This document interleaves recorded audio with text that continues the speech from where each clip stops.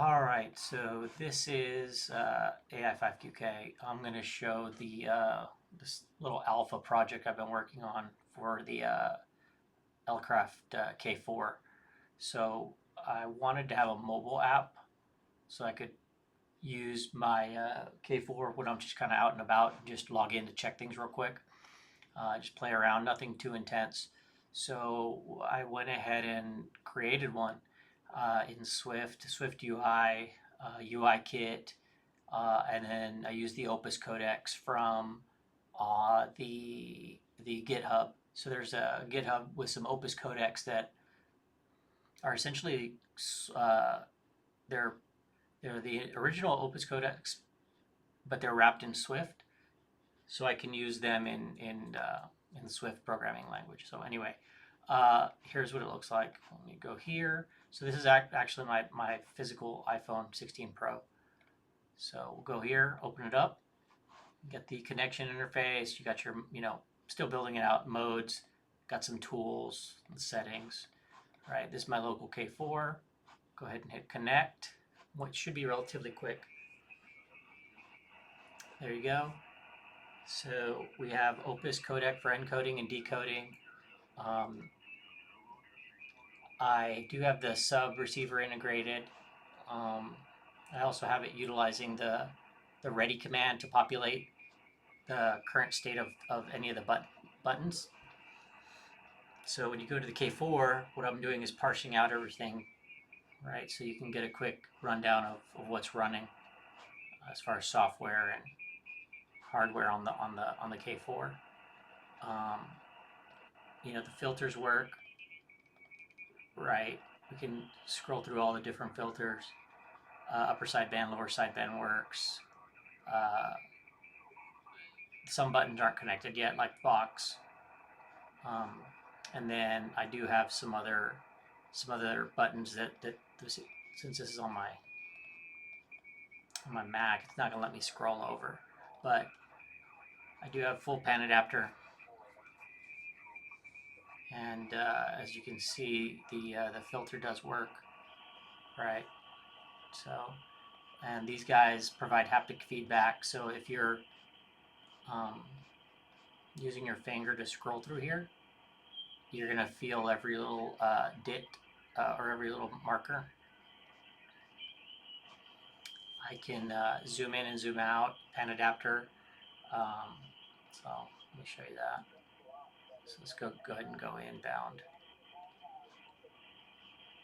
And then what we'll do is we'll scroll a little ways to the right. Yeah.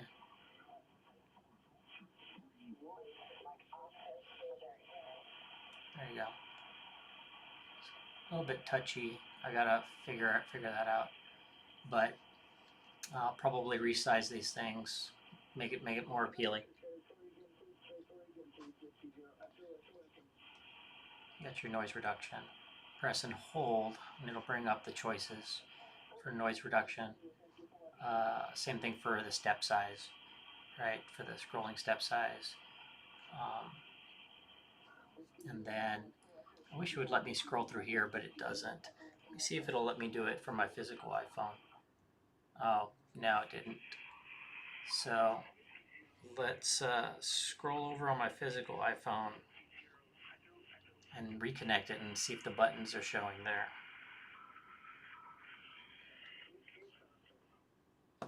So so it disconnected me.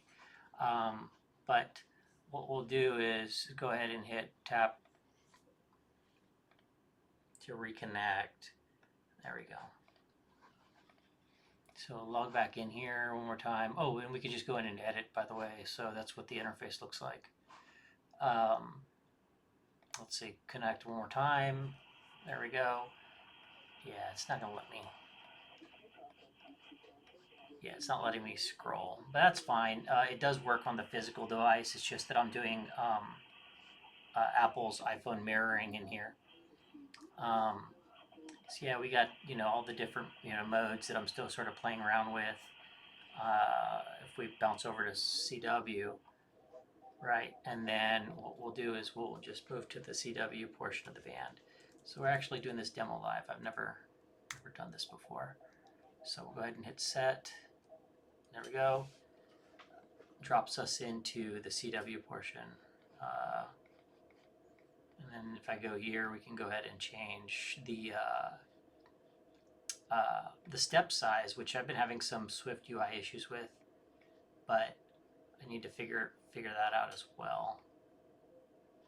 I think I just heard somebody, or it might have just been some noise. So yeah, that's pretty much it. You know, the subreceiver does work. I just haven't integrated it yet. So right now I'm splitting the audio. So we're getting the VFO-A or main right now.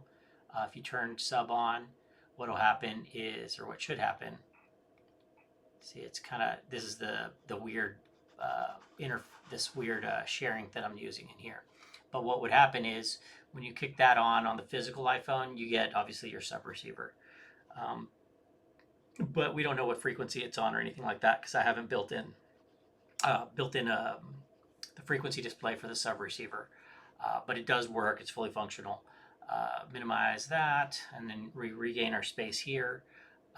You got your mic level. Utilizes the iPhone mic. We got your power control. This little meter right here, when the mic's enabled, this little meter is going to show you the level that it's reading from the mic. So it'll let you kind of play with this to adjust it so it's not sounding really awful. We can tap on the transmit and receive antennas. Let's see if it'll do it here.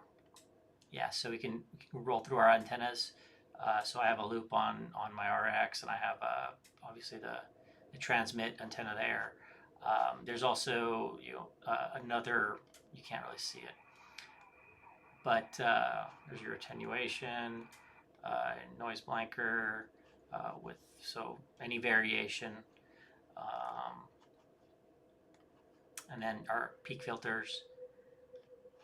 Right, so we can go in there and play with that. So yeah, we got these guys in here. I'll probably adjust this, get rid of 2 meters. But what I was saying is that over on the far right hand side, I have the gain. So our not AF gain, but RF gain.